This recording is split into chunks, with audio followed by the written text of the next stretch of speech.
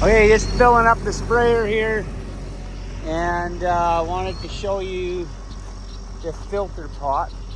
I'm just about full, so I might have to finish this the next video. It really slowed down filling, and so my bag is getting plugged, and I need to change that.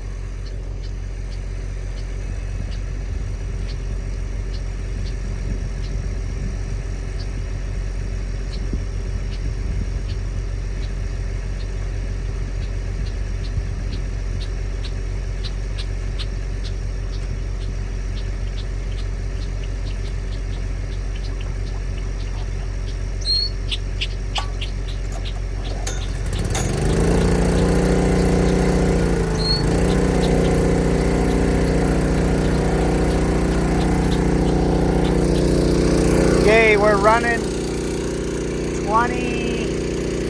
just about 24 pounds on the upstream side, and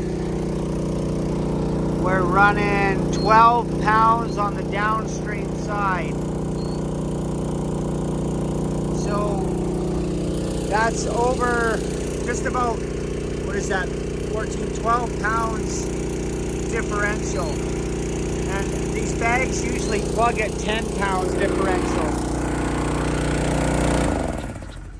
or that's what they recommend. So we're gonna just shut down. I'm a 1,000-gallon tank. Oh, I'm full. Okay, well that's fine. And then when I come back the next load, I'll just show you the differential on the new bag or whatever. I had to switch out one of my gauges because it was stuck at 40.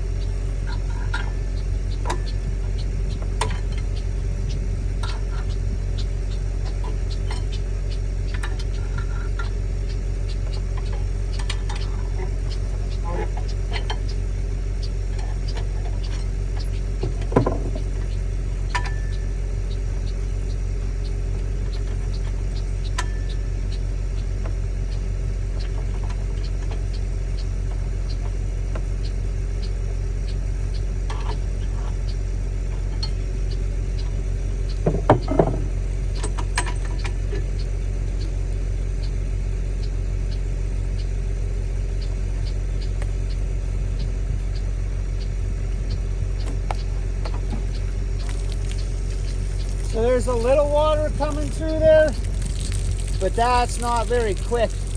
So you can tell it's pretty plugged off. And the whole inside of the bag is just full of gross crud. Right, so the filter did its job. The threads are intact. We didn't blow a bag out.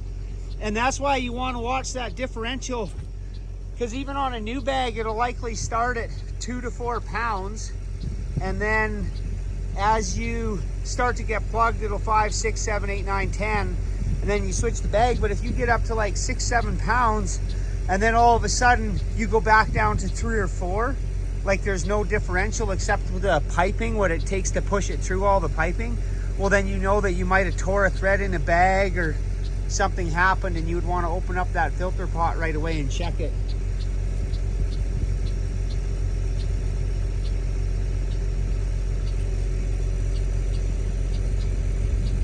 Okay, so this is a new filter bag, and it is a 25 micron filter is what I'm running in here.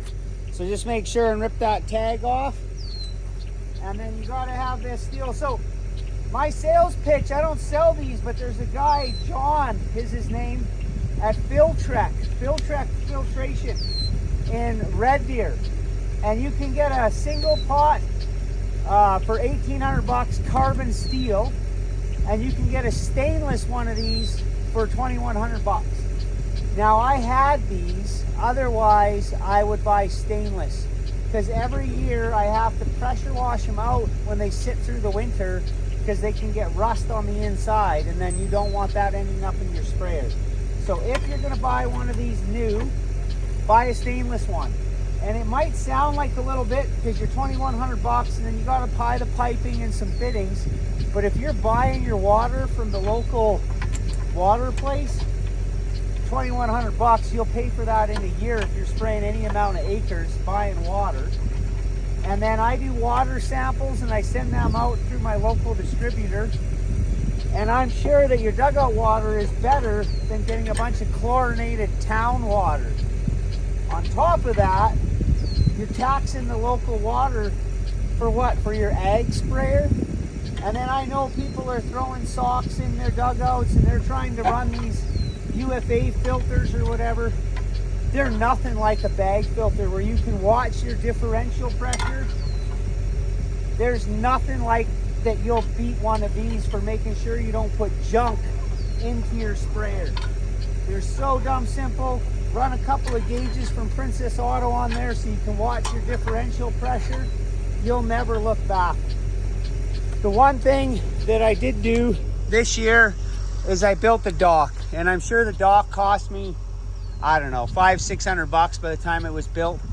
But then I can run my suction hose way out in here in the dugout, and then I've got it, you can't see the end of it, but I have it lit about 2 feet down, and then it floats, because it's a floating dock, it floats up and down with the water level.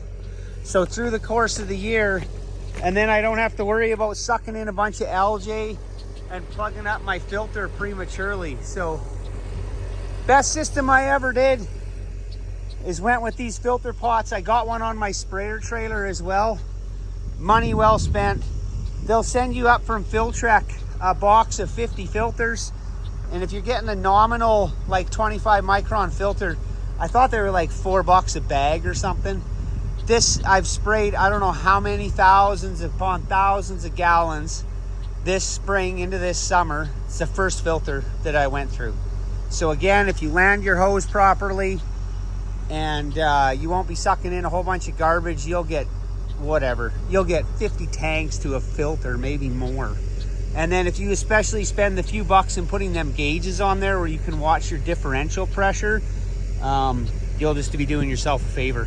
Okay, I'll catch you quick when I go spray. I'll come back in a couple hours, and when I turn this on again, we'll watch and see what them differential gauges are with the brand new filter in there.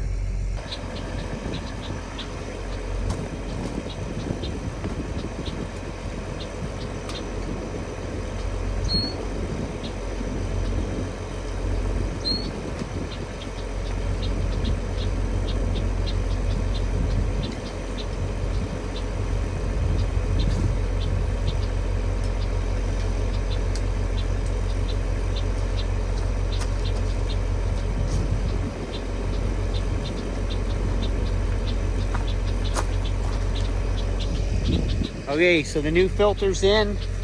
We're sitting at 0, of course, because the pump's not running. So we're ready to fire up.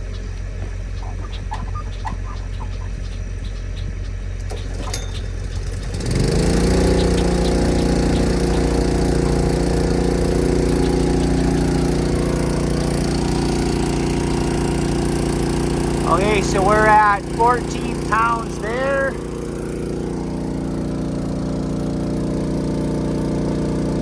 That's showing 16 pounds, so that's got to be a gauge. That's a gauge, so 15 pounds. So there's next to no differential, and the difference is just across the gauge, like from one gauge to the other. So now you could just as easily mark a green dot on there, or on the bottom one where it normally runs. So put a green dot at the 16 mark, and then you could put a yellow dot, 4 pounds less than that, and at 8 or 10 pounds you could put a red dot. So then just at a glance, as that needle moves, you would know when your differential, because this gauge will get less and less and less as your filter plugs. So yeah, that's pretty cool. You will notice a huge time difference. So if it normally takes you 15, 20 minutes to load, and then all of a sudden it starts to take 28 minutes or a half hour to load, you know that your filter's getting plugged at all. But them gauges, for a quick reference again, super cheap. Okay, I'm just running some active grain fill. It's a Taurus product, a foliar. And this Crimson is, it's slipping me what's in there, an AMS product. Basically, it's a water conditioner agent. And so I'm adding half a jug of this to every 1,000-gallon tank full. So it's not much. It's relatively cheap, and it's just basically a recommendation after they did a water sample. And again, I actually did send a town water sample out. So once I get that back, I'll be able to compare the town water to my dugout water and then go from there. So, okay, hopefully somebody found that interesting. And again, them filter pots, you'll pay for them relatively quick. And you can get them at Filtrek in Red Deer. The guy's name is John. All right, take care.